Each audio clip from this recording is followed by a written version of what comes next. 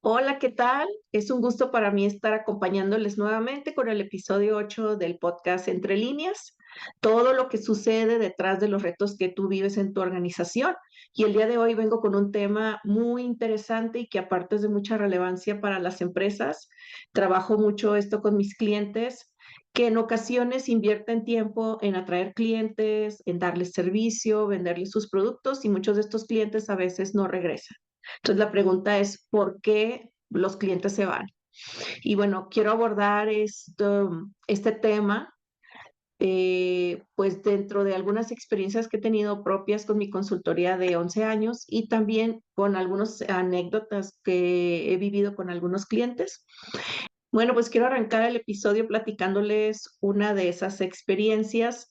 Y bueno, resulta que más o menos hace 3, 4 años me contacta una persona de RH de una empresa regional en cierto estado de la República y dio conmigo a través de una recomendación de un tercero, de alguien con quien yo ya había trabajado.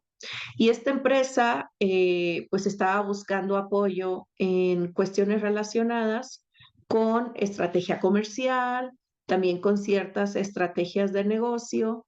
Eh, no quiero dar muchos detalles, por lo que a final de cuentas sucedió fue que viajé a esa otra ciudad, me contrataron y toda la comunicación fue con el gerente de RH de esta empresa y el gerente me hizo conocer la necesidad que tenían y con base en eso preparé la capacitación que iban a ser 3 días. Entonces llego a la capacitación y en el primer día se aparece el dueño de la empresa, que generalmente no está presente, pero quería como que sondear, quería dar la bienvenida, que me pareció perfecto, y se quedó un tiempo en la capacitación. Ya el segundo día también se apareció otra vez y tomaba notas y luego hablaba con el gerente de RH y yo pues la verdad no sabía qué estaba pasando. Y el curso transcurrió muy bien. Creo que para las personas fue demasiado como revelador lo que vimos, a pesar de que muchos de estas personas tenían años en la empresa, pues no habían tenido una capacitación donde vieran una visión global de ventas desde los diferentes roles y trabajamos en el trayecto de la experiencia del cliente, cómo contribuye cada área y cómo esa cadena de valor a través de los diferentes clientes internos pues va aportando para que se cumpla, ¿verdad?, esa propuesta de valor. Y la verdad fui muy, muy bien evaluada, las personas quedaron muy satisfechas, el gerente de RH estuvo muy satisfecho y a mí me gusta tener retroalimentación al término de una capacitación o cuando doy consultoría más de largo plazo, pues periódicamente me gusta tener retroalimentación. Entonces pedí una junta con el dueño del negocio para ver qué le había parecido, qué retro me daba. Y yo iba muy contenta porque me había ido muy bien. La verdad, las personas consideraron que lo que habíamos visto era lo que necesitaban y que les daba muchas herramientas para hacer bien su trabajo. Entonces llego y pues no, o sea, la cara, sí, como que un tono muy sombrío, su cara muy seria, y empiezo a hablar con él y me empieza a reclamar que por qué había dado esos temas, que él había dado la indicación que se dieran otros temas. Entonces, la verdad que la indicación que yo recibí de RH fue lo que yo di en la capacitación. Entonces a mí me cayó el 20 de que el dueño del negocio, el gerente de RH, no estaban alineados. O bien no captó bien lo que el dueño del negocio quería, o bien hizo lo que quiso. O sea, él veía la necesidad real y me pidió la necesidad real, pero pensando el que a lo mejor el dueño al final iba a estar contento, pues viendo que la gente estaba preparada para hacer su trabajo, pero en realidad no pasó eso, estaba muy descontento y pues sí me reclamó y yo pues ya le expliqué que esa fue la indicación que había recibido, pero que de haber recibido retro antes hubiera hecho algunos ajustes, pero que a final de cuentas se cumplió con el objetivo de lo que la gente verdaderamente necesitaba. Y bueno, para no hacer el cuento muy largo, ya nunca me volvieron a contratar, pero yo me di cuenta que sí había sido un curso satisfactorio porque el gerente de RH hasta la fecha me sigue recomendando. Sigue en esa misma empresa, pero tal vez incluso si se moviera a otra empresa, estoy segura de que me contrataría o me buscaría. Entonces, bueno, ahí perdí un cliente, pero tuve una experiencia pues muy enriquecedora, aprendizajes que se los voy a compartir a lo largo de esta sesión del día de hoy. Entonces, quiero compartir con ustedes 3 estrategias y voy explicando pues el trasfondo, por qué estas 3 estrategias, para que asegurar que sus clientes pues no se vayan. Y también, otra cosa bien importante, poder generar una relación de largo plazo, no solo una venta momentánea o por nada más un mes, 2 meses, sino que haya un intercambio de valor a largo plazo. Ahora, partimos de la premisa de que tienes un buen producto, que tienes un buen servicio o que si, por ejemplo, ofreces un producto o un servicio, la atención al cliente también es satisfactoria. En el caso de que tú tengas dudas o que consideres que hay algo que se deba de mejorar, mi recomendación primera, junto con estas estrategias, pero lo primero sería afinarlo para que sea realmente muy competitivo. Porque si no, porque el hecho de que no regresen, pues precisamente está en la insatisfacción de lo recibido, del servicio recibido, que el producto no cumplió con lo que prometía, o simplemente aunque sean buenos, pero el servicio al cliente pues realmente es deficiente, es una gran razón por la que los clientes no regresan. Entonces, la primera estrategia que te voy a compartir es que conozcas los roles de todas las personas que intervienen en el proceso de compra. Cada una de estas personas pues tiene diferentes necesidades, tiene diferentes problemas, intereses, motivaciones. Y aquí te voy a compartir algunos roles que hay que tomar en consideración. Primero tenemos al que le denominamos buyer persona, o sea, la persona que compra, que este caso es el cliente como el que pudiéramos considerar el contacto inicial, es la persona que a la que le quisiéramos vender, la que quisiéramos dejar satisfecha, pero depende del tamaño de la empresa, pudiera haber muchos más involucrados. Ese podría ser como que el contacto inicial. Y también para lo que sería la venta de un producto, de un servicio, pues hay varios buyer personas. Por ejemplo, un programa de liderazgo, en el caso mío, cuando yo ofrezco a las empresas, pues puede ser el gerente de RH, puede ser el gerente de alguna otra área que ha detectado esa necesidad, pueden ser los usuarios que van a ser los líderes a los que se les va a entrenar, puede ser la dirección, puede ser supervisor, etcétera. Entonces, todos los buyer personas o pues potenciales pueden comprar. Ahora, ese es nuestra como contacto de entrada a una empresa, a una pyme, o incluso con un comprador independiente. Pero también pues tenemos otro rol que es el tomador o la tomadora de decisiones, el decision maker, y muchas veces esa persona pues es la que va a determinar si va a dar la autorización final, si se realiza la compra. ¿Por qué? Porque a lo mejor esta persona controla el presupuesto, esta persona evalúa riesgos, tiene autoridad y puede no necesariamente ser el usuario final, pero es la que va a decir si se suelta el dinero o no se suelta. Y por otro lado tenemos el usuario final. El usuario final, pues es el que recibe el impacto de esa compra. Es el que va a usar el producto, el que va a usar el servicio y que a final de cuentas, pues es el que va a verificar de primera mano si fue beneficioso o no fue beneficioso. Entonces, pues es importante también tomarlo en consideración porque en muchas ocasiones el usuario final pues va a influir en que se vuelva a contratar a ese proveedor.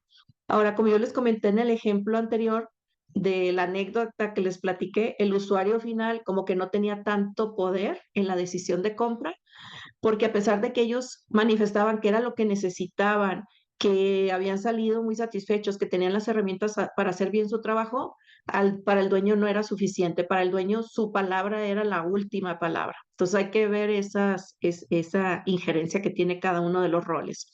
También hay otros roles importantes que hay que considerar. Los 3 principales son los que acabo de mencionar, pero hay un rol que es como de influenciador.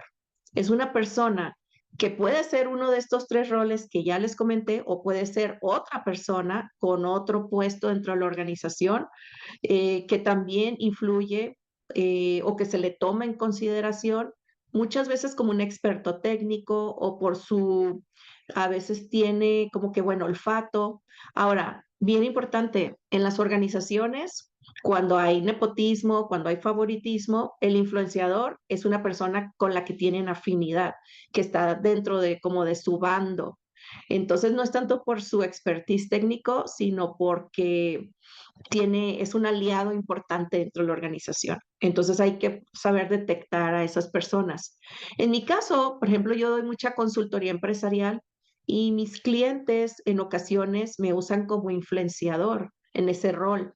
Por ejemplo, recientemente un cliente tuvo que cambiar de un software para hacer su contabilidad y me preguntaba, oye, ¿qué software debería yo contratar? Porque también quería un CRM. Entonces, otros quieren un ERP. Entonces, tengo yo como desde la parte estratégica, tengo que ver pues a qué alcance está su necesidad, tengo que analizar cuáles son los procesos que va a llevar a cabo, quién lo va a realizar, cuáles son los costos y le puedo dar mi opinión, pero a final de cuentas yo no soy la tomadora de decisiones. También en otra empresa con la que estuve trabajando, que fue una institución educativa, yo trabajaba pues con la parte de estrategia, pero también veía que había muchas quejas de los papás, de las mamás acerca de cómo se manejaba la conducta, la disciplina en el aula.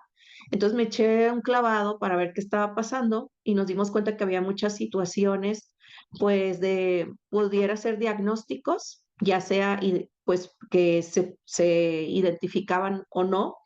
Había ciertos tipos de situaciones de comportamiento, por ejemplo, niños o niñas que venían de otras escuelas y que traían ya situaciones de disciplina previas. Entonces las maestras pues realmente tenían como que demasiado en sus manos, no podían, eran muchos niños en cada grupo que tenían situaciones diversas, que debían tener como una atención especial. Entonces ahí ejercí el rol de influenciadora de proponer a la empresa de contratar una psicóloga, que no tenían psicólogos, psicóloga, mucho con énfasis, psicopedagogía relacionado con pues el manejo de la conducta, de condiciones especiales de aprendizaje en el aula. Y como que estaban muy dudosos, pero yo decía, es que mira, muchas de las quejas que vienen de las familias tienen que ver con estas situaciones, pero las maestras no tienen ni la preparación, no tienen el tiempo, tienen lleno las manos de trabajo, lo que te ayudaría mucho es esto. Entonces, yo estuve influenciando mucho esa compra y también me pidieron que les presentara algunas opciones, que les presentara personas. Entonces, la promoví la venta, ¿por qué? Porque era importante para bajar el número de quejas de las familias y tener una mejor atención pues, de las situaciones que pasaban en el aula, siempre pensando pues que los clientes atenderlos de la mejor manera y pues bajarles el estrés y presión a las maestras, a los maestros. Entonces, rol que también es el patrocinador. El patrocinador también puede ser una de estas tres personas que mencioné. Puede ser el buyer persona, puede ser el tomador de decisiones y puede ser el usuario final. El patrocinador es esa persona que es el principal aliado que tienes dentro de la empresa porque va a promover, va a ser como que la venta interna de la idea porque es una persona que está convencidísima que lo que tú ofreces es lo que se necesita y que tú eres el proveedor o la proveedora adecuada. Y aquí lo importante es darle herramientas a esa persona para que pueda hacer la venta interna, es decir, darle información, darle estrategias, esto de manera que pueda convencer a los otros roles, pues de que eres la mejor opción. Ahora, cabe mencionar porque no lo quiero dejar de largo porque es la realidad. Muchos de estos patrocinadores internos o los que hacen la venta interna también son personas que tienen afinidad con un proveedor externo y que es un amigo, que es un vecino, que es mi cuñada, mi cuñado, y quieren meter a esta persona a la empresa. Pero ojo, a veces estas personas no buscan el beneficio o el mayor beneficio para la empresa, sino que buscan el beneficio del proveedor externo. Entonces aquí, ojo. y como empresario, como empresaria. Entonces, si hacemos un resumen de estos roles, pues el buyer persona es a la persona que queremos atraer inicialmente, a la que queremos encantar para entrar a esta empresa, y tenemos el usuario final, que es la persona que va a recibir precisamente ese producto, ese servicio para su día a día, para lo que realiza en su trabajo. Tenemos al tomador de decisiones, que es la persona que tiene la autoridad, pues porque maneja las finanzas, porque es el dueño del negocio y que va a determinar si se compra o no se compra. Tenemos al influenciador, que es la persona que va a ser consultada o que puede dar recomendaciones y que pues se le toma mucho en consideración para determinar qué proveedor, qué producto comprar, o en qué momento, etcétera. Y tenemos al patrocinador, que puede ser alguno de estos que ya mencioné, tener como un doble rol, que es la persona que te va a apoyar con esa venta interna, que va a impulsar esa propuesta. Y a final de cuentas, todas estas personas tienen sus propios intereses desde el rol del que están llevando a cabo dentro de la empresa, tienen sus problemas, sus motivaciones, tienen sus necesidades. Aquí lo importante es poder conocer cuál es la medida de éxito de cada una de estas personas. Yo siempre pienso que yo debo de convertirme en la mejor aliada de la empresa y ayudar a todas estas personas a tener éxito en su trabajo, en lo que ellos o ellas necesitan. Pero para eso yo necesito conocer qué necesidad tiene cada uno de estos roles. Entonces, para eso, pues va a ser importante, ahorita les voy a dar algunas estrategias, pero va a ser importante poder tener acceso a conocer a estas personas. Y les voy a dar algunos ejemplos de cómo se manejan estos roles para ofertar diferentes servicios, diferentes productos. Por ejemplo, tenemos, por decir, una mamá que está buscando un servicio de maquillaje, de peinado, porque su hija va a ir a la fiesta de graduación y pues quiere que se vea hermosa, ¿no? Entonces, la persona, ella es el buyer persona, es la persona que tiene la iniciativa de decir, oye, ya tenemos que buscar un salón. Y luego el usuario, pues es la alumna que se va a graduar, la hija de esta persona. El influenciador, pues muchas veces puede ser las amigas. Oye, yo fui con la estética fulanita de tal, el salón tal y me dejó, wow. Oye, ¿viste estas fotos que están en las redes sociales de tal cual persona? Entonces ellas van a influir en la compra, en la decisión de compra. Ahora, ¿quién va a tomar la decisión de la compra? En muchas ocasiones, pues es la mamá, es el papá. Por ejemplo, la mamá puede ver las fotos y decir, oye, no, hombre, está horroroso el trabajo de esta persona. No, no, no, con ella no. Aunque las amigas digan, no, es lo último, es wow. O bien va a decir, ah, bueno, vamos con ese. Y empieza a cotizar y le dicen, es tanto. Ay, no, está carísimo, no. Entonces vamos a buscar otra más económica. Ahí, bueno, son diversos factores que influyen en esa decisión de compra. Y por otro lado, pues el comprador, la compradora al final, el que suelta el dinero, pues es el papá, puede ser la mamá. Y aquí algo muy importante es pues identificar que la persona que va a recibir el servicio no necesariamente es la que lo va a comprar o la que la que lo va a financiar. Entonces, aquí va a ser muy importante que en la comunicación comercial que hagas de tu empresa hacia tu mercado, pues incluyas a estos diferentes roles, ¿sí? Ahora tenemos otros ejemplos, quiero compartir otros y quiero que tú vayas tomando nota para el giro de tu empresa, cómo se ven estos roles de acuerdo a tu experiencia cuando has intentado vender, quiénes son generalmente, pues ese buyer persona, el de ingreso, el con el que tienes el contacto inicial, quién es el tomador de decisiones, quién es el usuario final, quién es el influenciador, quién es el patrocinador. Entonces aquí para que tú puedas entender cómo pues convergen las opiniones de todas estas personas. A veces también, por ejemplo, otro ejemplo que les puedo dar es pues una empresa quiere adquirir un software, un CRM para la parte de la gestión de las ventas. Entonces, pues, ¿quién generalmente va a ser la persona, el buyer persona, el que va a iniciar a buscar? Pues generalmente el gerente comercial. Y luego va el usuario, pues van a ser los vendedores, van a ser los ejecutivos de ventas. ¿Quién va a tomar la decisión? A veces es el dueño, a veces es finanzas o administrativo. ¿sí? Y el influenciador, pues puede ser el mismo gerente de ventas o puede ser también una persona de TI. Puede ser un influenciador para decir, este CRM sí, este no, con estas especificaciones, este es compatible con tal o cual tecnología con la que contamos dentro de la empresa. Entonces va a ser un influenciador técnico. Ahora, aquí pues es un error asumir pues que el buyer persona es el que va a comprar. Es el iniciador y es bien importante atraerlo en el marketing, en nuestra comunicación, porque va a ser ese primer contacto para poder entrar a promover algo que ofrecemos a una empresa. Hay pues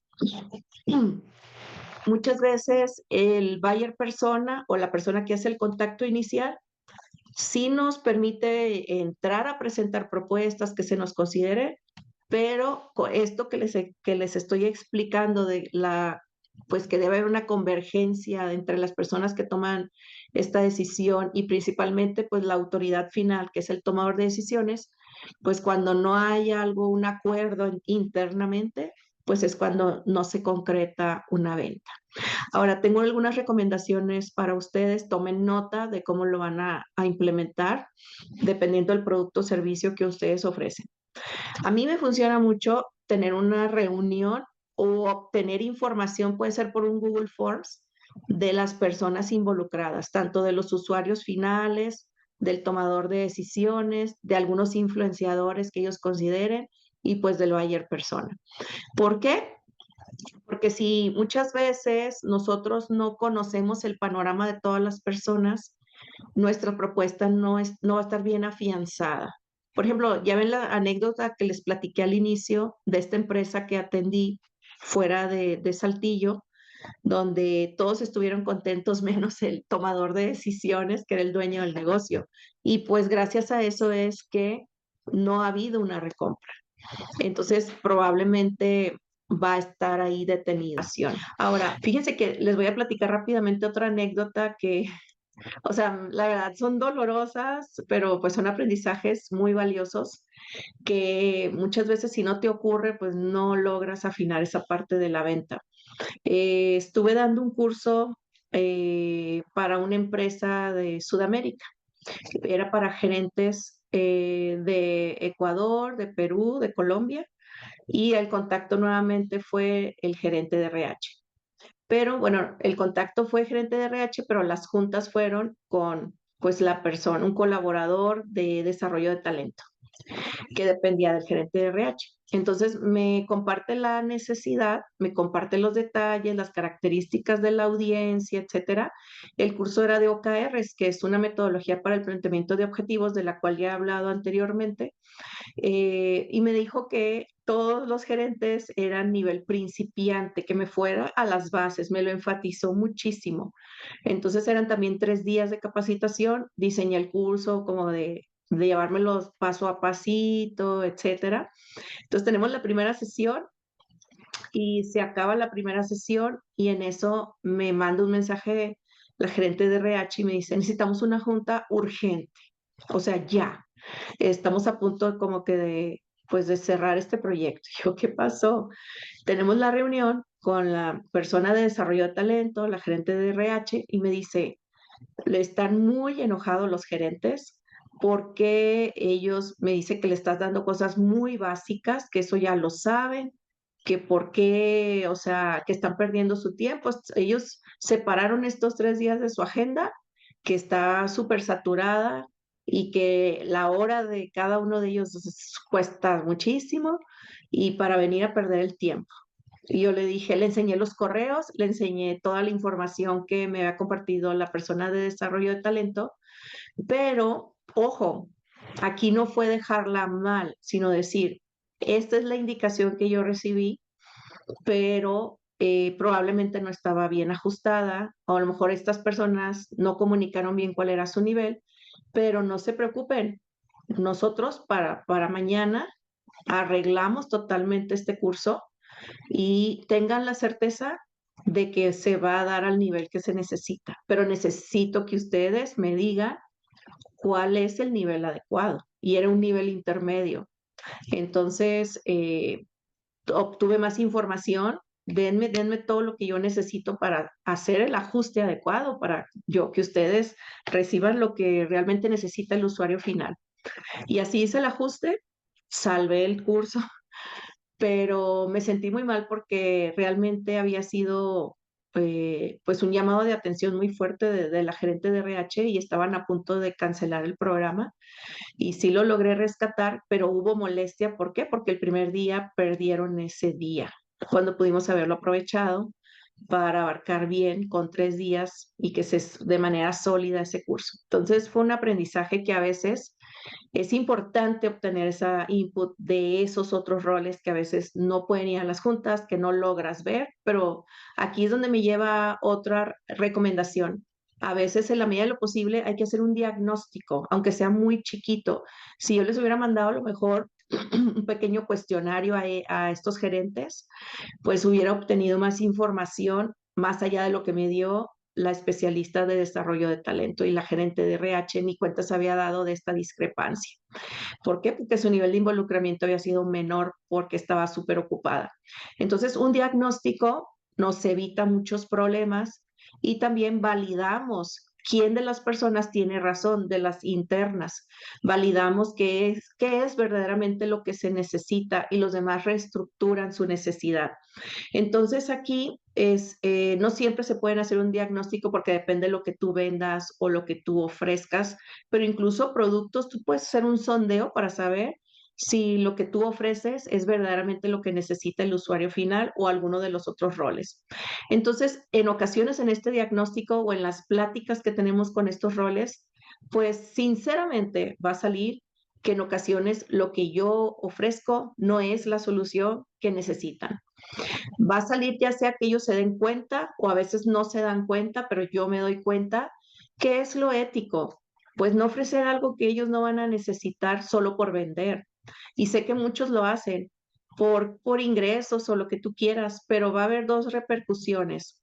Una, pues como yo decía, a mí no me parece ético. Segundo, vas a ofrecer algo que no va a resolver el problema y por lo tanto no va a haber recompra, va a haber molestia, va a haber insatisfacción desde ahí. Y tercero, van a hablar mal de ti. O sea, cuando un cliente queda insatisfecho, no solo queda ahí, sino que empieza, o alguien te pregunta sobre ti o anda sondeando trabajar contigo, o incluso puede decir, ve con tal persona, pero con esta no, porque a lo mejor se puede dar cuenta que le viste la cara. O simplemente va a decir, oye, tuvo buena intención, me quiso ayudar, pero no era lo que necesitábamos. O sea, incluso va a quedar en duda tu criterio técnico para haber decidido que sí se vendiera ese producto a la empresa. Entonces, no lo recomiendo para nada. Ahora, también hay ocasiones que hay otra situación, que lo que tú ofreces sí va alineado con la necesidad, sí va a resolver la necesidad o el problema que tiene, pero ese cliente no cumple con las características que tú buscas en un cliente con el que vas a hacer match, con el que vas a poder trabajar. Y ahí hay una disyuntiva. Porque, por ejemplo, claro que queremos vender, pero no solo es vender. Queremos un cliente. Un cliente es alguien que permanece, alguien que está satisfecho, alguien que va a tener recompra, alguien que le vas a acompañar en un periodo de su negocio, de su vida, le vas a dar valor. Entonces, no quieras vender por vender. Una venta única a mí me parece una pérdida de tiempo, a menos que sea una necesidad que se satisfaga en ese momento y ya no hay un seguimiento, cosas así. Pero, por ejemplo, aquí la segunda estrategia es que te asegures que este cliente al que le quieres vender está alineado a tu propuesta de valor. Y por propuesta de valor me refiero, pues, tu diferenciador. Pero aquí el diferenciador no solamente es tú, por qué compites en tu mercado, qué es lo que te hace diferente, qué es lo por lo que sobresales, sino también tiene que ver con tus principios, con tus valores, con tu filosofía de trabajo, tu filosofía como negocio. Y en ocasiones ahí hay incompatibilidad. Entonces, aquí, primero que nada, te invito a que te conozcas como negocio, quién eres como negocio. ¿Cuáles son esos diferenciadores? En ocasiones, pues muy ingenuamente pensamos que le podemos vender a todo el mundo o que todo el mundo necesita lo que yo ofrezco o que le debo de vender a todas las personas. Pero la verdad es que un mismo par de zapatos no le puede quedar a todas las personas y no puedes dejar contenta a todas las personas. Entonces aquí conoce tu propuesta de valor. La propuesta de valor, como dije, es tu huella, es tu diferenciador. Y si ustedes, les voy a remitir al capítulo 7, donde hablábamos que si vale la pena competir por precio. En este episodio, tú vas a ver una rueda que tiene 10 atributos de la propuesta de valor. Cada empresa puede competir con hasta 3 atributos, no más de 3, porque se diluye ese valor que tú estás entregando. Entre más cosas quieras ofrecer, como dice el dicho, el que mucho aprieta, poco abarca. Entonces, aquí la idea es identificar cuáles son esas 3 diferenciadores y esos 3 diferenciadores aplican de manera diferenciada a cada uno de los segmentos de cliente que atiendes. Si tú atiendes, por ejemplo, personas como empresas farmacéuticas. Bueno, empresas farmacéuticas de tal a tal tamaño, de tal región, de tal tipo de productos, o que trabajan con tales industrias. De ahí pueden surgir 3 diferentes segmentos de clientes y cada uno es un diferenciador con el que va a haber compatibilidad. No puede ser el mismo diferenciador para todos los segmentos de clientes. Por ejemplo, imagínense ustedes, tenemos por decirles cómo empresas del mismo giro pueden ofrecer una oferta similar o que tú crees que es la misma, pero no se dirigen a los mismos clientes, o sea, atraen a diferentes clientes porque tienen diferentes diferenciadores. Por ejemplo, si tomamos en consideración las principales cadenas de supermercados en el país, pues está Soriana, está Walmart, está Chedraui, está La Comer, en el norte por acá está H-E-B. Tú observa y ellos ofrecen pues más o menos la misma línea de productos y servicios, pero con muchas diferenciaciones, que si son ecológicos porque no dan bolsas de plástico, que si la gente tiene muy buen trato al cliente, muy buen servicio al cliente, sus lugares, sus espacios son amplios, son limpios, están en lugares accesibles, bajan mucho los costos. Todo eso son diferenciadores que hace que un supermercado pues atraiga ciertos segmentos y otro traiga otros segmentos y el sol sale para todos. Comparen, háganlo como un ejercicio. Las principales, por ejemplo, cadenas de cafeterías, pues está Starbucks, está The Italian Coffee Company, Tim Hortons, Café Punta del Cielo, y el tipo de gente que va a cada uno de estos establecimientos, pues es diferente. Las marcas de celulares, Samsung, Motorola, Oppo, Apple, son para clientes muy diferentes. Y aunque aparezca que ofrezcan lo mismo. Entonces, no creas que, o sea, te va a quitar alguien un cliente porque hacen lo mismo. Ese cliente tal vez no era para ti, era para ese negocio, ¿no? Entonces, aquí yo te recomiendo que veas el episodio 7 y identifiques cuáles son esos 3 diferenciadores y busca a los clientes que necesitan una solución con esos diferenciadores como los tienes tú. Ahora, yo por eso, si tú ves, por ejemplo, tú ofreces costos dentro del promedio del mercado y un cliente está buscando costos más bajos, eh, no bajes tus costos. Va a haber clientes que están dispuestos a pagar lo que tú ofreces y los que quieren costos más bajos que se vayan con otros. Aquí, a final de cuentas, el mensaje es, no estés forzando una venta cambiando algo que no eres, modificando algo de tu propuesta de valor para atraer un cliente más. Más bien atrae al grupo de clientes que les gusta cómo trabajas, que se entienden con tu filosofía, con tus valores como empresa y que le gusta cómo das tu servicio o cómo ofreces tu producto. Y aquí, ¿qué va a pasar si nosotros estamos modificando, modificando, modificando para atraer a muchos clientes diferentes?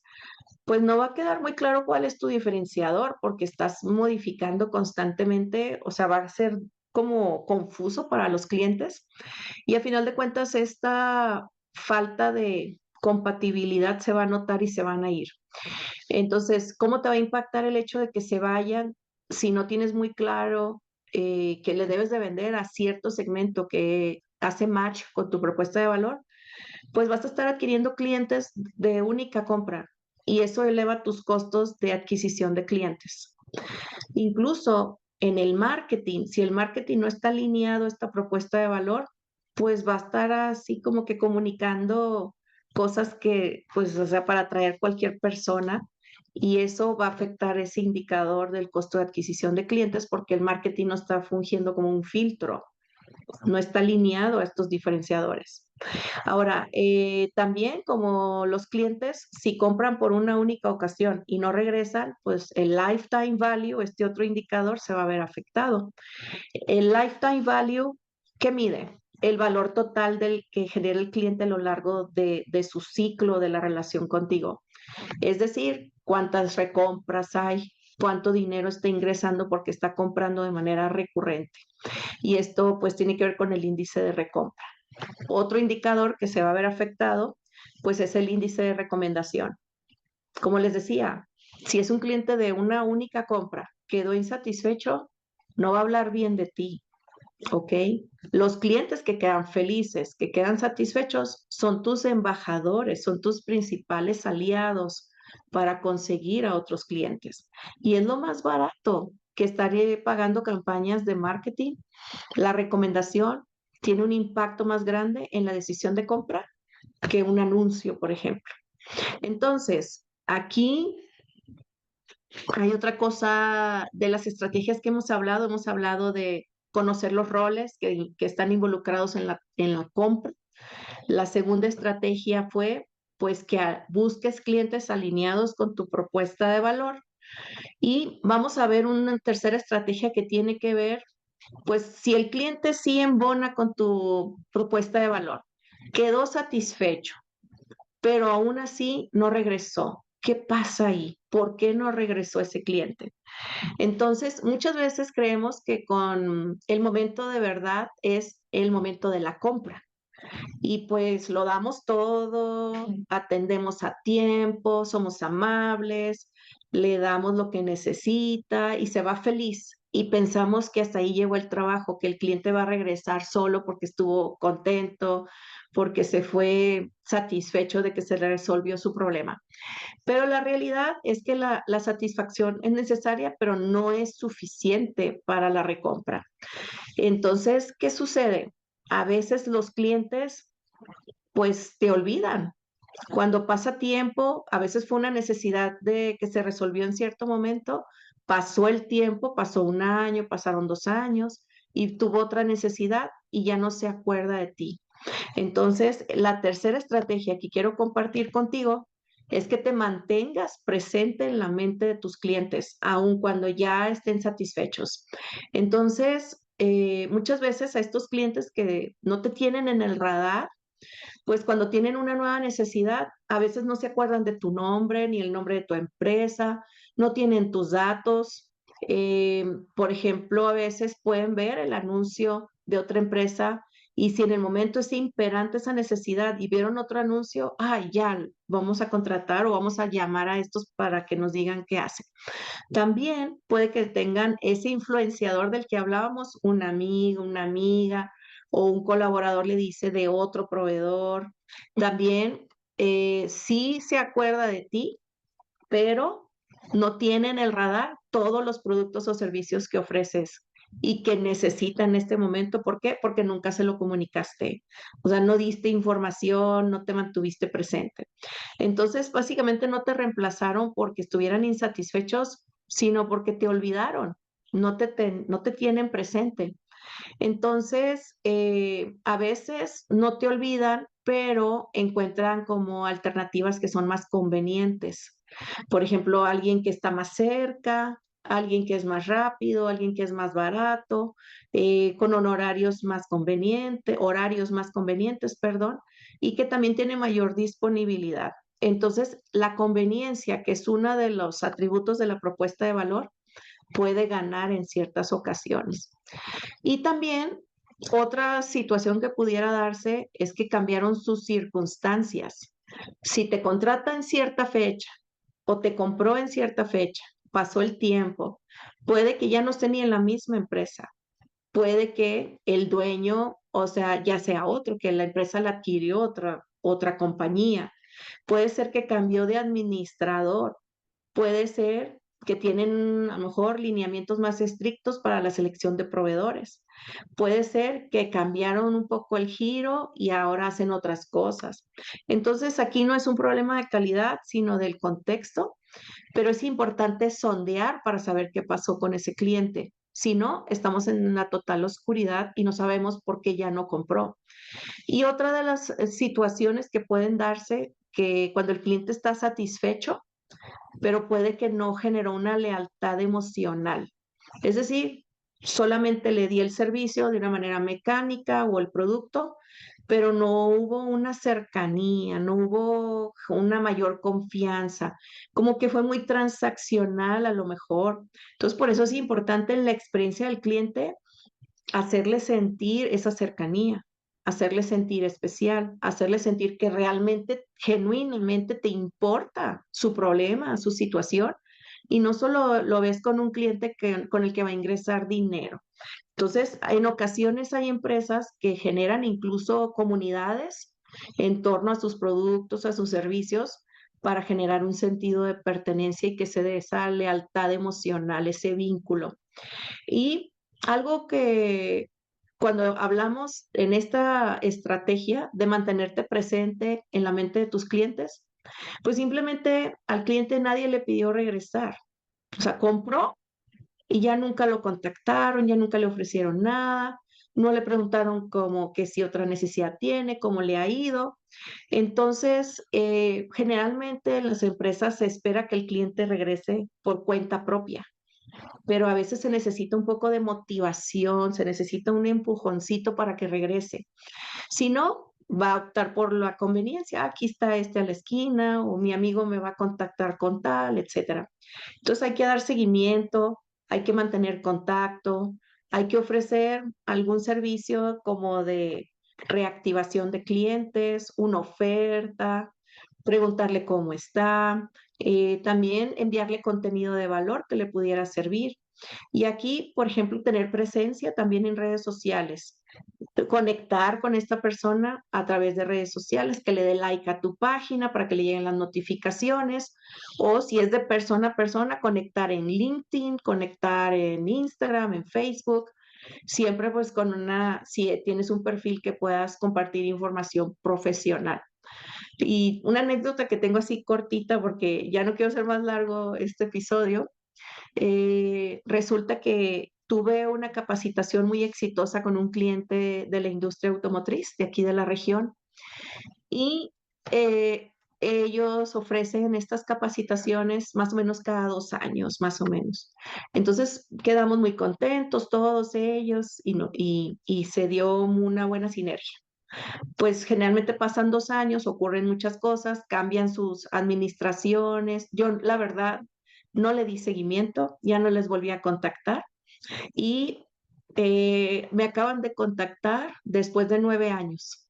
¿Por qué? Porque tengo a la gerente de desarrollo de talento en LinkedIn y como que le salió una notificación de un curso de liderazgo que di a otra empresa y se acordó de mí. O sea, ya no me tenía en el radar, ya incluso yo estoy segura que ya habían trabajado con otros proveedores que dan cursos o programas de liderazgo y se había olvidado que habían trabajado conmigo o hubo alguien un influenciador que rápido le ofreció otra alternativa o alguien que fue y tocó la puerta y pues me ganaron el mandado, ¿verdad? Por no dar seguimiento, lo admito, pero vio una publicación mía y regresa y me pide una cotización. Y yo digo, qué bárbaro, ¿cómo no di seguimiento? Si quedó tan buena relación, hubo mucha satisfacción, esto está de mi cancha, este error.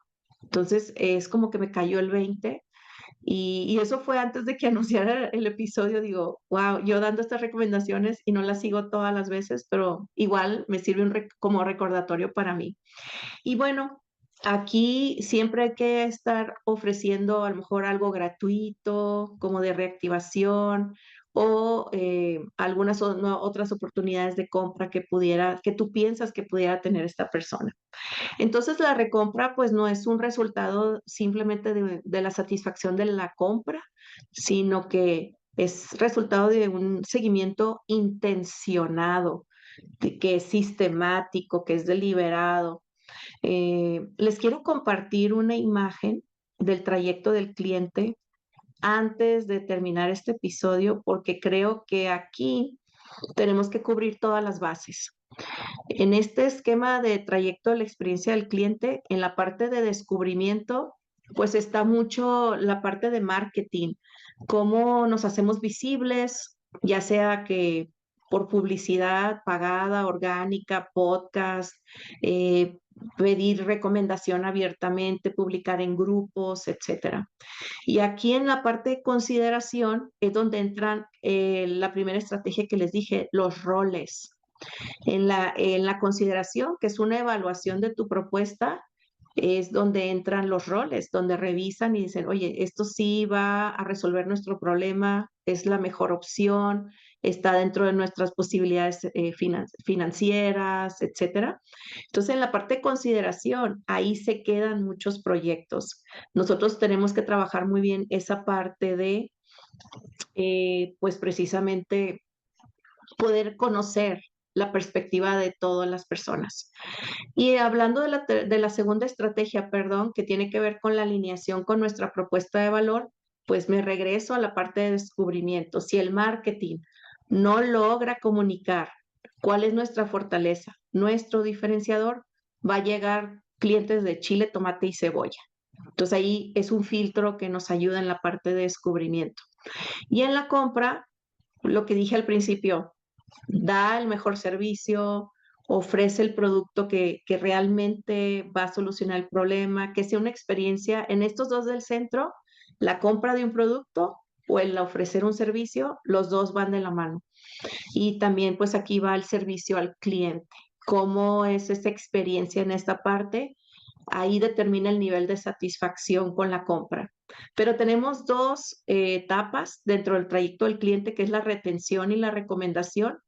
Ahí precisamente la estrategia 3 tiene que ver con la retención, un seguimiento, un contacto cercano, el levantar la mano y aquí estoy, que nos tenga en nuestro radar, ofrecerle promociones, ofrecerle nuevos productos, nuevos servicios, platicar y sondear qué nuevas necesidades tiene, que conozca todo nuestro catálogo de lo que ofrecemos. Y en recomendación, pues quedan satisfechos, pero también tenemos que darle un empujoncito o una motivación o una invitación a que nos recomiende con otras personas. A veces lo hacen por iniciativa propia, pero en ocasiones no, y sí estuvieron contentos, pero no piensan en decirles a otras personas que tú existes. Entonces hay programas de la fidelización de los clientes o de la incentivación de la recompra. Entonces, en sí, la compra no queda nada más en el centro, en estos que está en naranja y en amarillo, es un proceso de seguimiento que es precisamente donde está la relación de confianza a largo plazo, la relación de intercambio de valor por un tiempo prolongado, por años.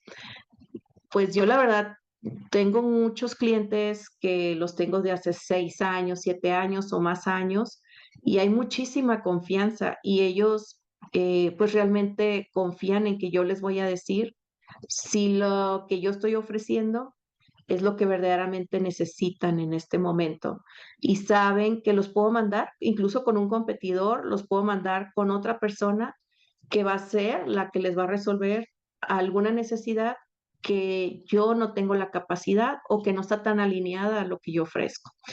Entonces, pues en conclusión, estudia quién eres como negocio, ten cercanía con las personas involucradas en la compra y comunica muy bien tu propuesta de valor. No ofrezcas o no vendas a alguien que no conecta con esa propuesta de valor, porque va a ser, pues, va a ser para pues realmente una desventaja para tu negocio, que quede insatisfecho, que pues afecte tu reputación o que no te recomiende y que no haya recompra. Y por último, da seguimiento. Estate presente en la mente de las personas y más cuando quedaron contentas. En general, pues esto es lo que me ha funcionado y lo que trabajo con mis clientes. Si hay algún tema que a ti te interesa que pudiéramos abordar, escríbelo acá en las redes sociales donde tú estás viendo el episodio en YouTube. Voy a estar al pendiente. Y bueno, pues que tengas una excelente semana y que tengas mucho éxito implementando lo aprendido. Estamos en contacto e invita a más personas para que se suscriban a este podcast para que llegue a más y más personas y que este valor pueda ser compartido. Muchas gracias y hasta luego.